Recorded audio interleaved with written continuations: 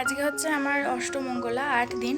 তো এখনও বুঝতেই পারছো বাইরে সব কিছু দেখে যে আমি এখনও শ্বশুরবাড়িতেই আছি।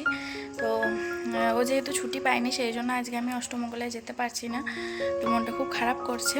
তো অষ্টমঙ্গলার জন্য আজকে ঘরের বিছানা, চাদর, বালিশের ওয়ার সবই পাল্টালাম।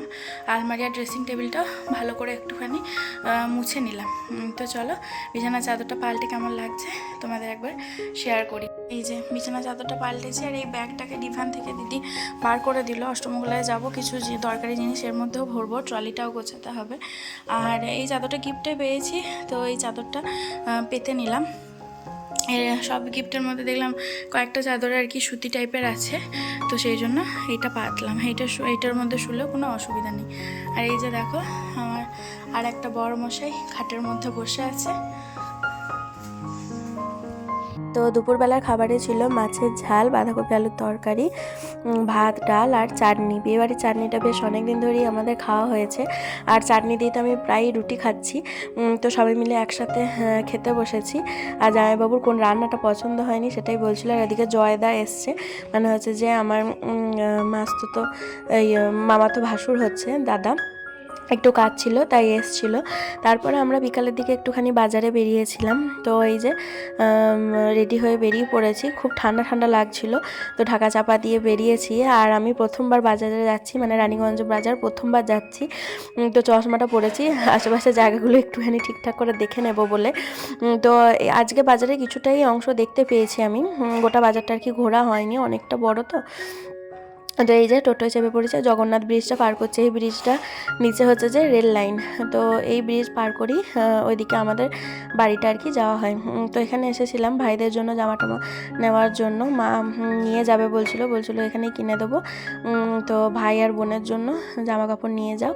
তো অষ্টমঙ্গলা তো যাওয়া হলো না, তো দুদিন পর যাওয়ার কথা ছিল, সেই জন্যই আমরা বাজারে কেনাকাটা করতে বেরিয়েছি। তো এখানে ড্রেস মেটেরিয়ালগুলো, মানে চুড়িদারের পিসগুলো বেশ ভালোই লাগছিলো দেখতে। অনেক পুরনো দোকান, মায়ের বাঁধি দোকান। তো অনেকে বেচে কুচে কয়েকটা ভাইদের জন্য শার্ট নিয়েছি, আর বোনের জন্য চুড়িদারের পিস নিয়েছি। তো নিজের মতো করে বানিয়ে নিতে পারবে। আর আমার খুব মোমো খেতে মনে হচ্ছিলো, তাই এখানে গরম গরম মোমো নিয়ে নিলাম। মায়ের জন্য ভেজ মোমো আর ভেজ স্যুপ নেওয়া হয়েছিল, আর রাজ বলেছিল ফ্রাইড মোমো নেওয়ার জন্য। তো ওর জন্য ফ্রাইড মোমো নেওয়া হয়েছিল। তো আমরাও একটা করে ভাগে পেয়েছিলাম, আর আমরা নিয়েছিলাম চিকেন মোমো আর চিকেন স্যুপ। তো বেশ ভালো করেছিল, আর স্যুপটা তো বেশ ভালোই লাগে, মোমোর স্যুপটা দারুণ লাগে খেতে।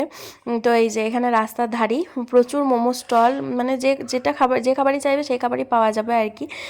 তো আমাদের ওখানে তো এইগুলো চট করে পাওয়াই যায় না, অন্য জায়গায় যেতে হয়, তারপরে এ ধরনের খাবারগুলো পাওয়া যায়। তারপরে বাড়ি চলে এসেছি, হাত পা ধুয়ে ফ্রেশ হয়ে গেছি। দিদি ওদিকে মোমো স্যুপটা একবার গরম করে নিচ্ছে, কারণ খেতে একটু লেট হয়ে গেছিলো। দাদার মা একটুখানি বেরিয়েছিল, মানে ওই জয়দার মা একটু কাজে ছিল না।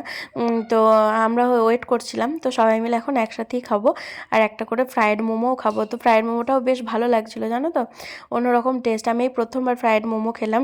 তো মোমো স্যুপটাও বেশ ভালো করেছে। তো সবাই একসাথেই বসে খাওয়া দাওয়া হচ্ছিলো। আর ও তো এখন অফিস থেকে বাড়ি আসেনি। আমাদের খাওয়া হলো কিনা তার কিছুক্ষণ পরেই ও মানে ঘরে ঢুকলো। ওর বাড়ি ফিরতে অনেকটাই লেট হয়, তো এমনি লেট হয়ে গেছিলো, সেই জন্য সবাই মিলে একসাথেই বসে খাচ্ছিলাম। তো আমি এখানে ভাগনার সাথে বসেছি। তারপরে আমাদের ট্রেতে বেসনের লাড্ডু আর সোনপাপড়ি ছিল, তো বেসনের লাড্ডুটা আমি নিয়ে এলাম। বেসনের লাড্ডুটাও আমি এই প্রথম খাবো, আগে কোনোদিন আমি বেসনের লাড্ডু খাইনি। তো মোটামুটি টেস্টটা লাগলো, আমার খুব যে ভালো লেগেছে তাও নয়। আর আমার প্যাকেটটা কাটতে একটু দেরি হচ্ছে বলে সুদীপ সবসময় আমাকে উল্টোপাল্টা বলছিল, আর সবাই হাসাহাসি করছিল। আর আমি এদিকে রেগে যাচ্ছিলাম। তো বেসনের লাড্ডু ওরা খুব ভালোই বাসে। আমার আর মায়ের, মানে শাশুড়ি মায়ের অতটাও পছন্দ নয়, মোটামুটি আর কি। তো সবাইকে দেওয়ার পর আমি আর মাও নিলাম। আর এদিকে দিদি 4টে না 5টা ডিম ছিল, সব ডিমগুলো একসাথে ফাটিয়ে নিয়েছে। আজকে ডিমের বড়া করে কারি মতো করা হবে, ওটা দিয়ে রাতে রুটি খাওয়া হবে। তো ডিমের অমলেট তো আমার পার্সোনালি খুব ভালো লাগে। তো পেঁয়াজ, কাঁচা লঙ্কা, নুন এইসব দিয়ে অনেকটা ডিম দিদি একটা বাটিতে ফাটিয়ে নিয়েছে। তো এখানে ডিমের অমলেট সব ভাগাভাগি করার পর দিদি আমাকে একটুখানি দিয়েছিল, কারণ আমার এত ভালো লাগে এটা খেতে। আর ডিমের কারিটা করবে বলে এখানে খুব সুন্দর কয়েকটা মশলা দিয়ে দিদি ঘুরিয়ে নেবে, মানে মিক্সিতে ঘুরিয়ে নেবে। আলু দিয়ে ডিমের অমলেট দিয়ে কষা টাইপের করবে, খেতে বেশ টেস্ট হয়েছিল। আর ওই মশলার মধ্যে অনেক কিছুই দিয়েছিল, তার মধ্যে টমেটো, কাঁচা লঙ্কা ওইসবও ছিল। তো আমার এখন ঠিক খেয়াল হচ্ছে না কী কী দেওয়া ছিল। তো যাই হোক, সব মিলিয়ে রান্নাটা বেশ ভালোই করেছিল দিদি, আর দিদি রান্না বান্নাগুলো বেশ ভালোই করে।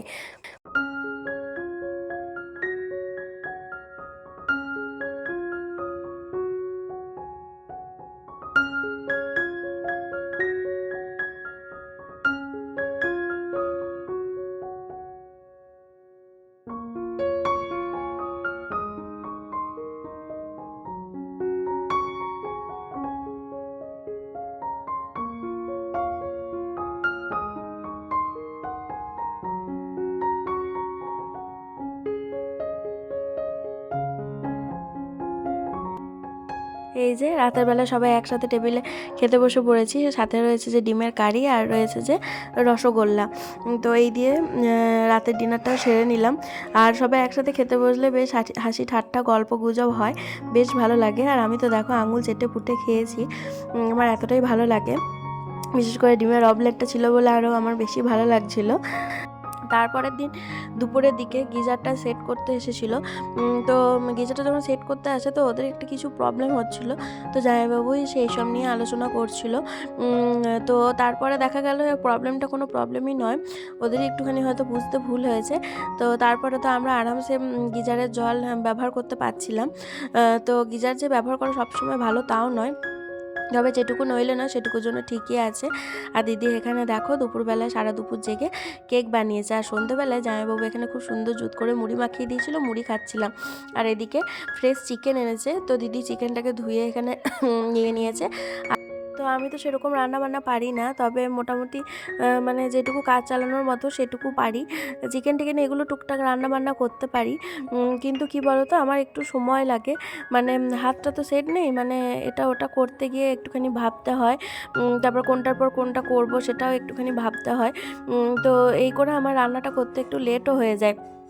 তো দিদি যতদিন ছিল দিদি আর মা মিলেই সব কিছু করছিল। তারপরে দিদি যাওয়ার পর আমি মায়ের হাতে হাতে করে দিচ্ছিলাম, মাও করে দিচ্ছি, মাও মাঝে মধ্যে আমাকে ছেড়ে দিচ্ছে। আমি যখন বলছি যে এটা রান্না করব, মা বলছে হ্যাঁ তাহলে এটা তুমি করো, আমি অন্যটা করে নিচ্ছি। তো মা এরকমভাবে সব ছেড়েও দেয়, আর যে রান্নাটা আমার ভালো হয় সেটা মা ভালোও বলে, ও খেয়ে খুব ভালো বলে। কিন্তু একটাই প্রবলেম, ও ক্যামেরার সামনে বলতে চায় না। আর মা কিন্তু ক্যামেরা ফ্রেন্ডলি, মা ক্যামেরার সামনেই কথাবার্তা বলতে পারে। তো এটাই বেশ আমার খুব সুবিধা হয়েছে, নাহলে কেউ যদি ক্যামেরার সামনে না আসে আমাকে একা একাই করতে হতো। তো যাই হোক, একা একাও সবাই ভিডিও করে বানায় ঠিকই, কিন্তু আমার যেহেতু ফ্যামিলিতে লোকজন রয়েছে তো আমি সবাইকে নিয়েই ভিডিওটা করতে চাই। এটাই আমার মতে বলে যে এটাই ভালোও দেখায়।